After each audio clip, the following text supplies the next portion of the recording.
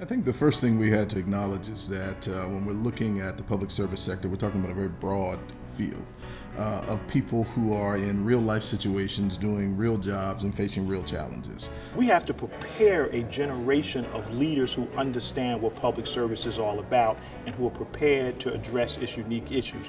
The genesis of the John S. Watson School of Public Service and Continuing Studies is linked to the work that we've been doing for the last 16 years now in our Institute for Public Policy. It was important to be able to reach out to people who may not be able to come to an on-ground classroom. One of the things I find exciting about online learning for adult students is that you're not just limited to a book.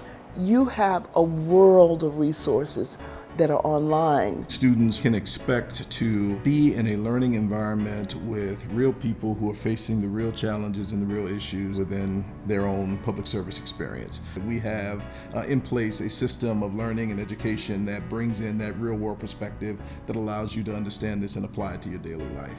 It's not going to be a theory or a book that they put up on the shelf. It's going to be something that they can take immediately from, say, that lesson that week and go back to their job and use it and make it tangible. I think the other element of why the graduate education piece, as we're sort of framing it, is so critical is that it enables you to then have the kind of interaction and network with other people who are engaged in similar kinds of experiences and real world experiences.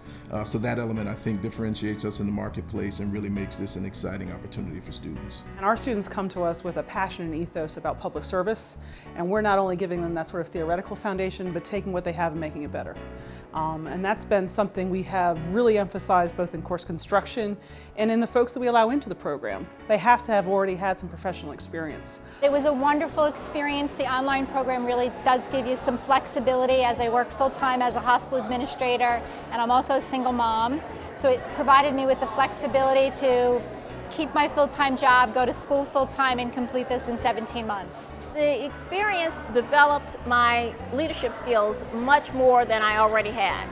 You always can build on success and skills that you have, and each class just was a stepping stone to build on the next. It's really all about group dynamics, making your organization be the best it can be, and then taking those specialized areas of interest and focusing on critical issues and policy in that area. We wanted to make sure that we were creating a rigorous program that spoke directly to the needs of the people within this broadly defined public service sector. So that element of making sure that it was a well-rounded area of study pool for people to select had to be a critical part of how we fashioned the curriculum for the course of study. And certainly the timeliness of our focus of these areas of studies, could not have been more relevant given what was going on in New Jersey and around the country. America has to do better about creating a class of focused leadership with the appropriate training to handle the many problems that comes with being in public service. So I applaud Thomas Edison for being at the forefront, being an innovator and looking at how do we improve the public sector.